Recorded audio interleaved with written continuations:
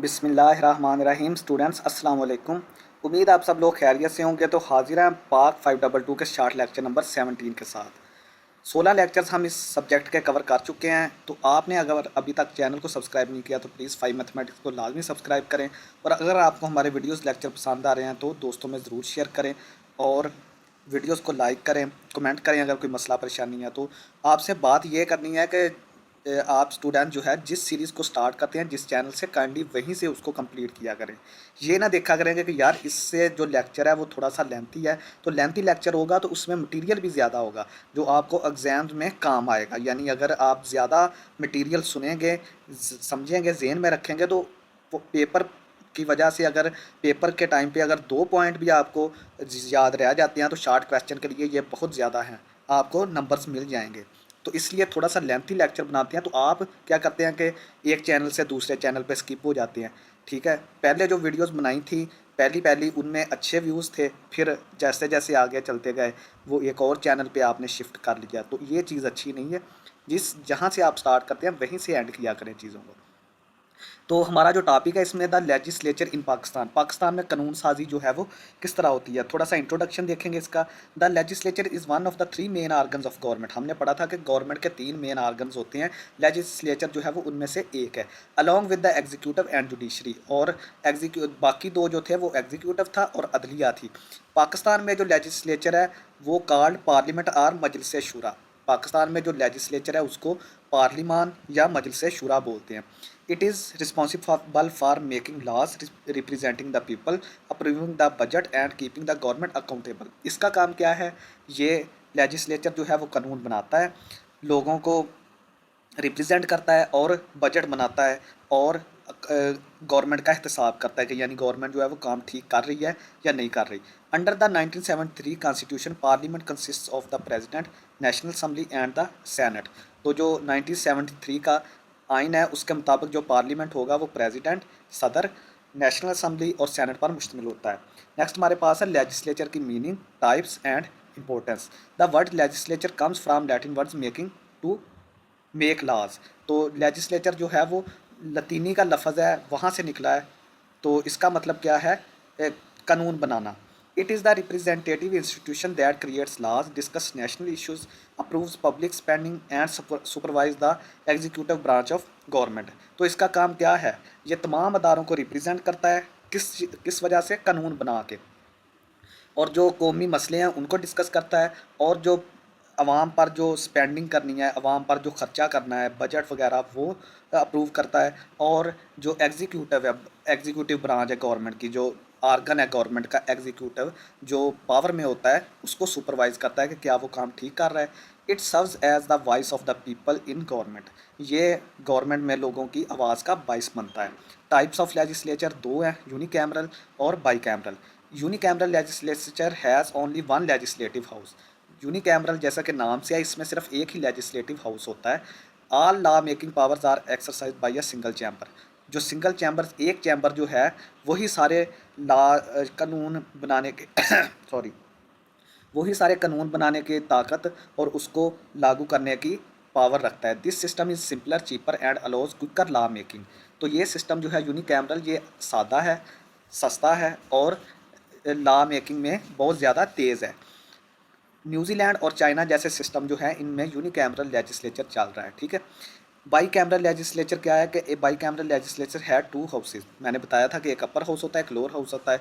Laws usually requires approval. जो भी कानून बनाना है वो दोनों हाउसेज से अप्रूव होना चाहिए। पाकिस्तान में जो है वो यही सिस्टम चल रहा है। पाकिस्तान में जो बाई कैमरल लेजिस्लेचर है वो चल रहा है, जिसमें एक हाउस नेशनल असम्बली है और दूसरा सेनेट है। By cameralism provides broader representation. इससे एक बहुत वसी नुमाइंदगी होती है और छोटे जो सूबे हैं उनको भी प्रोटेक्ट किया जाता है, और जो जल्दबाजी में कानून साजी होती है उससे बचा जाता है। Although it can some time delay law making. लेकिन इससे इसका एक नुकसान ये है कि अगर आपको कोई फौरी कानून बनाना है तो उसमें बहुत ज़्यादा डिले हो जाएगा। अब इम्पोर्टेंस देखते हैं। The legislature represent the will of the people. तो जो लेजिस्लेचर है वो क्या रिप्रेजेंट करता है? वो लोगों की ख्वाहिशों को रिप्रेजेंट करता है, कानून बनाता है, कंट्रोल टैक्सेशन, और टैक्सेशन के निज़ाम को, टैक्स के निज़ाम को कंट्रोल करता है, प्रोटेक्ट्स राइट्स, और जो हमारे लोगों के हकूक़ होते हैं उनको प्रोटेक्ट करता है। एंड इंश्योर्स गवर्नमेंट अकाउंटेबिलिटी, और गवर्नमेंट को क्या करता है, वो एहतसाब के कटहरे में ला के खड़ा करता है। It promotes transparency and democratic governance. ये किस चीज़ को फ़रोग देता है, शफाफियत को फ़रोग देता है, और जो जमहूरी हुकूमत है उसको, जमहूरी निज़ाम हुकूमत है उसको प्रमोट करता है। Making it essential for a constitutional state. तो जो लेजिस्लेचर है वो किसी भी आइनी रियासत के लिए बहुत ज़रूरी है। नेक्स्ट हमारे पास है पार्लियामेंट ऑफ पाकिस्तान। पाकिस्तान का जो पार्लियामेंट है वो हाईएस्ट लॉ मेकिंग बॉडी है कंट्री में, यानी कि जो मुल्क में सबसे बड़ी अथॉरिटी है लॉ बनाने की, कानून बनाने की, वो पार्लियामेंट है। It approves laws, passes budgets and supervises the executive branch. ये कानून बनाती है, बजट पास करती है, और जो एग्जीक्यूटिव ब्रांच है, जो गवर्नमेंट है, उसको सुपरवाइज करती है। Under the 1973 constitution parliament consist of president, national assembly and senate. ये मैं आपको बता चुका हूँ। 1973 के आइन के मुताबिक पार्लियामेंट जो है वो सदर पे, नेशनल असम्बली पे और सेनेट पे मुश्तमिल होगी। It represents both the citizens and the provinces of Pakistan. ये दोनों यानी कि शहरियों और जो पाकिस्तान के सूबे हैं उनको रिप्रेजेंट करता है। अब हम देखते हैं कि जो लेजिस्लेचर पाकिस्तान में चल रहा है वो कैसे यहाँ तक पहुँचा। बाई कैमरल लेजिस्लेचर जो चल रहा है वो पाकिस्तान में वो कैसे पहुँचा। Pakistan legislative system has pass through different constitutional stages. तो जो पाकिस्तान का लेजिस्लेटिव सिस्टम है वो बहुत सारी जो आइनी स्टेजेस हैं वहाँ से गुजरा है। 1947 जो के बाद जो जब पाकिस्तान बना, गवर्नमेंट ऑफ इंडिया एक्ट को आर्जी तौर पर अपनाया गया। गवर्नमेंट ऑफ इंडिया एक्ट 1935 को आइन के लिए आर्जी तौर पर अपनाया गया। 1956 का कॉन्स्टिट्यूशन बना, introduced a parliamentary system with the unicameral legislature. तो जो 1956 का था उसने एक पार्लिमानी निज़ाम मुतारफ़ कराया और साथ ही यूनिकैमरल लेजिस्लेचर। 1962 का जो कॉन्स्टिट्यूशन है उसने प्रेसिडेंशियल सिस्टम को करवाया मुतारफ़ और यूनिकैमरल लेजिस्लेचर था। 1973 का जो कॉन्स्टिट्यूशन है उसने पार्लिमानी डेमोक्रेसी को जारी रखा और बाईकैमरल पार्लियामेंट सिस्टम जो है वो उसने मुतारफ़ कराया, जिसमें नेशनल असम्बली और सेनेट दो हाउसेज होंगे बाई कैमरल में। The national assembly represent the population while the senate ensures equal provincial representation. जो नेशनल असम्बली है वो पॉपुलेशन को रिप्रेजेंट करती है, जो सेनेट है वो इंश्योर करता है कि तमाम जो सूबे हैं उनको बराबरी की नुमाइंदगी दी जाए। Structure of the legislature.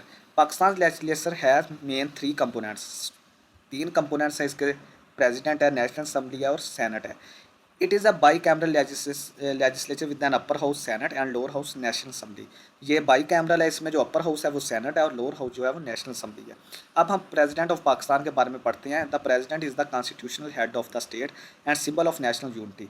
जो सदर होता है किसी भी मुल्क का, वो उसका आइनी सरबराह होता है रियासत का और एक कौमी यूनिटी की सिंबल होती है।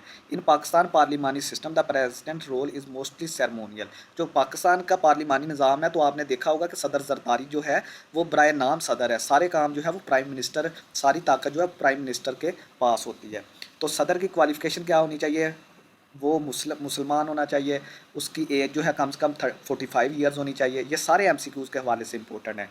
Qualified to become a member of the national assembly, पहले वो मेंबर ऑफ नेशनल असम्बली होना चाहिए, उसके लिए क्वालिफाइड होना चाहिए। सारी बात है कि सदर उसी वक्त बनता है जब वो मेंबर ऑफ नेशनल असम्बली हो। Not hold an office of profit under the government.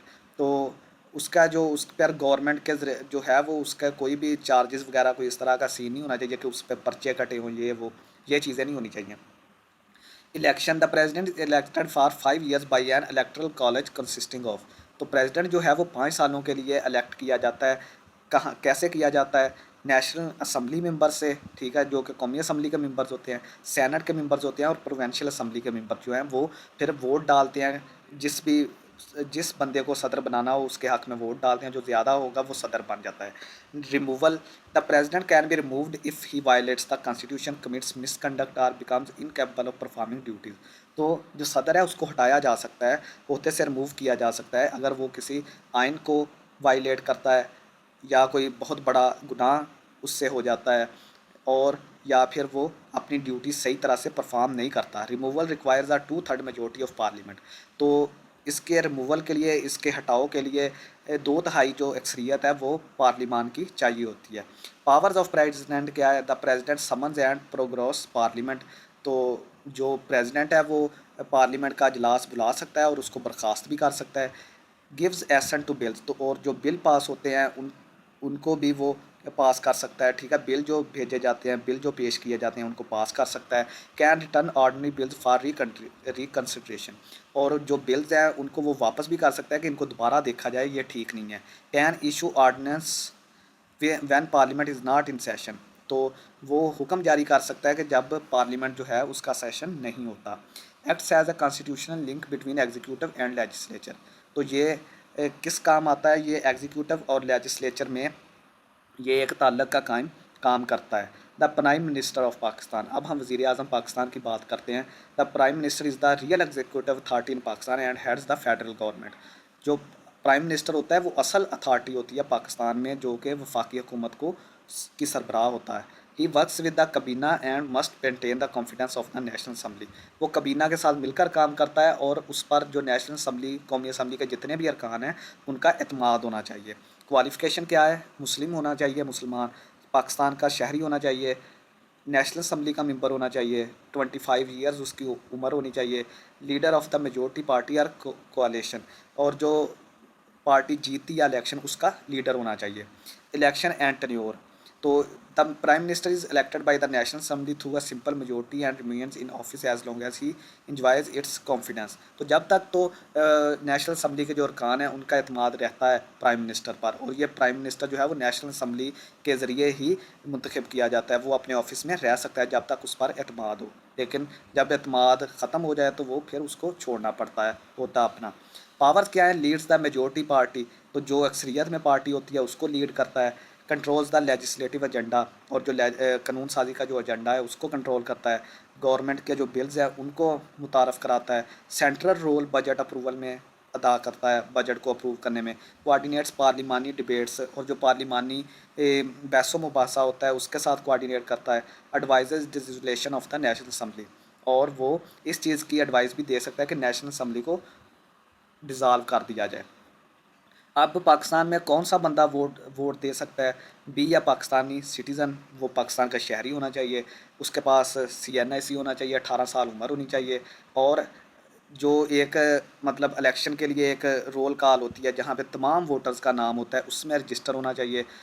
और डिसक्वालीफाइड बाई लॉ, यानी कि not be disqualified by law, यानी कि उसको किसी कानून के तहत उसको डिसक्वालीफाई ना किया गया हो कि आप वोट नहीं डाल सकते।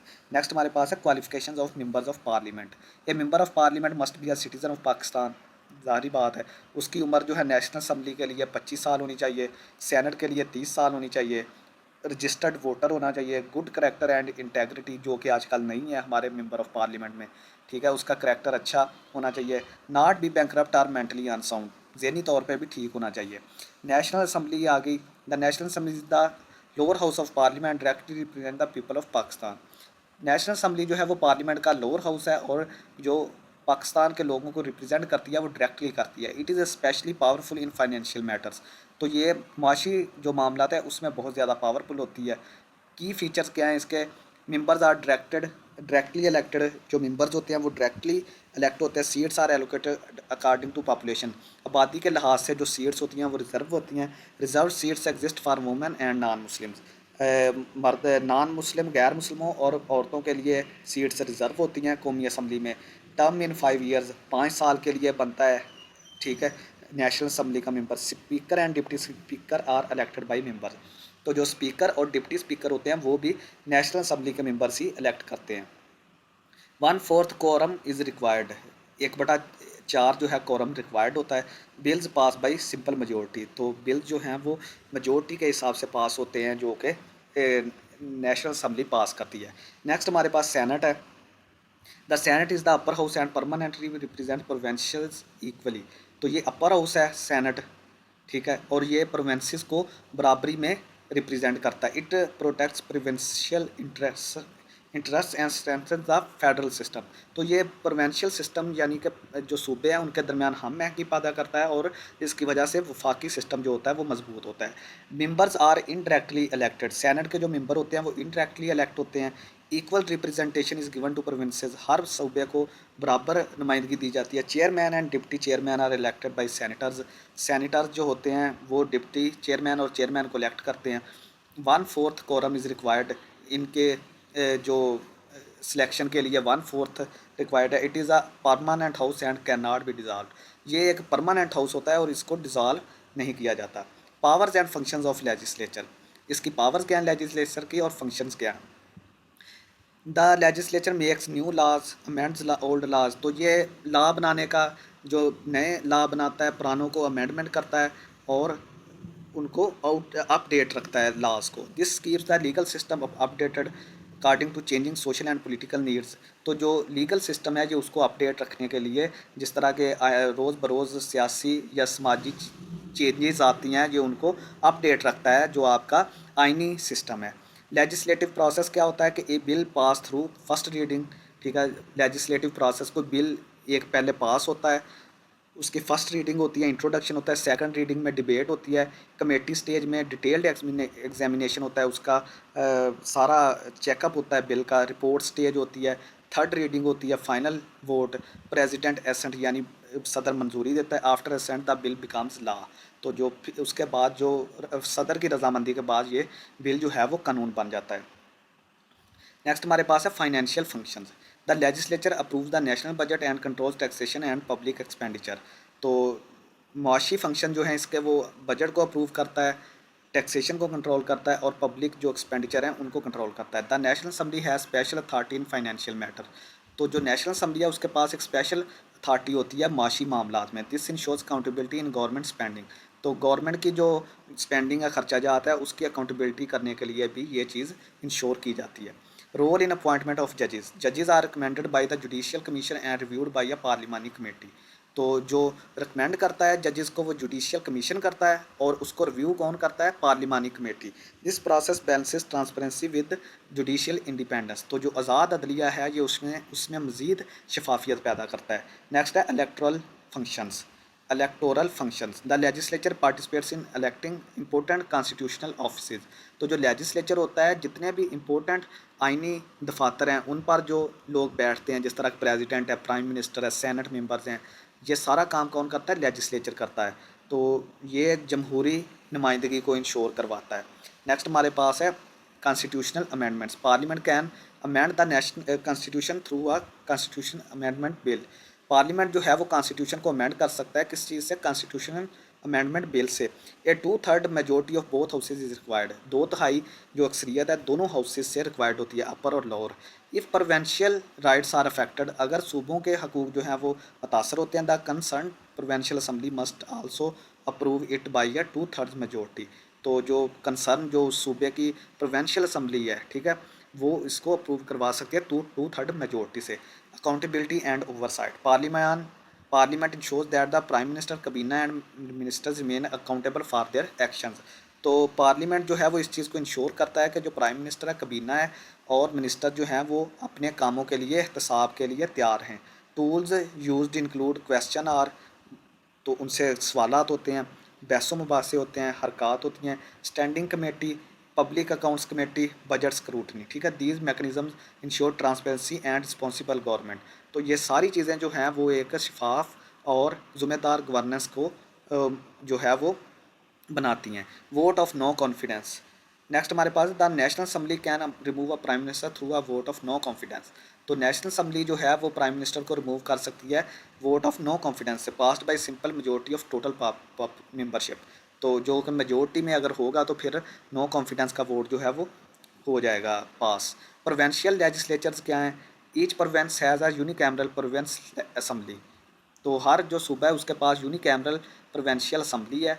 Members are directly elected for 5 years, 5 सालों के लिए मेंबर्स डायरेक्टली इलेक्ट होते हैं। Provincial assemblies make laws, no provincial subjects and oversee provincial governments. तो ये भी लॉज वगैरह बनाती हैं जो कि प्रोवेंशियल लेवल के होते हैं, प्रोवेंशियल सब्जेक्ट्स के जो चीज़ें प्रोविंस के अंडर आती हैं, जिस तरह की एजुकेशन है, हेल्थ है, एग्रीकल्चर है, लोकल गवर्नमेंट है, पुलिस, ट्रांसपोर्ट, टूरिज़म, एनर्जी और कल्चर, ये सारी चीज़ें क्या आती हैं, ये प्रोविंसेस के अंडर आती हैं। रोल ऑफ अपोजिशन क्या है, the opposition consist of political parties that are not part of the government. तो वो पार्टी, सियासी पार्टियां जो गवर्नमेंट का हिस्सा नहीं होती वो अपोजिशन कहलाती हैं। इट स्ट्रेंथन्स डेमोक्रेसी बाय, इनका काम ये है कि ये जमहूरियत को स्ट्रेंथन करती हैं। क्रिटिसाइजिंग गवर्नमेंट पॉलिसीज़, अगर गवर्नमेंट ने कोई गलत पॉलिसी बनाई है उस पर तनकीद करना। हाईलाइटिंग पब्लिक इशूज़, लोगों के मसाइल को हाईलाइट करना, पार्टिसिपेटिंग इन डिबेट्स और बहसों मुबाहसे में शिरकत, होल्डिंग द गवर्नमेंट अकाउंटेबल, और जो गवर्नमेंट होती है वो इनके सामने जवाबदेह होती है। Significance of legislature in Pakistan, legislature की पाकिस्तान में जो अहमियत है ये बहुत इंपॉर्टेंट है, क्योंकि ये मेक्स अमेंड्स एंड रिपील्स लॉ, क्योंकि ये लॉ बनाता है, उसको चेंज करता है और री अपील्स करता है लॉज को। Represents people through the national assembly, national assembly के लोगों की नुमाइंदगी करता है। प्रोवेंसेस थ्रू द सेनेट, और जो सेनेट के ज़रिए ये प्रोवेंसेस को भी रिप्रेजेंट करता है। बजट और टैक्सेशन को भी देखता है। एग्जीक्यूटिव जो होते हैं गवर्नमेंट के, जो करिंदे होते हैं, उनको एहतसाब करता है। डेमोक्रेसी और फेडरलिज्म को मजबूत करता है, और जो शहरी होते हैं उनके राइट्स एंड रूल्स को जो है वो प्रोटेक्ट करता है। तो यहाँ पे स्टूडेंट्स हमारा आज का लेक्चर ख़त्म होता है। उम्मीद है आप सबको समझ आई होगी। चैनल को लाजमी सब्सक्राइब करें। बहुत शुक्रिया। अल्लाह हाफिज़।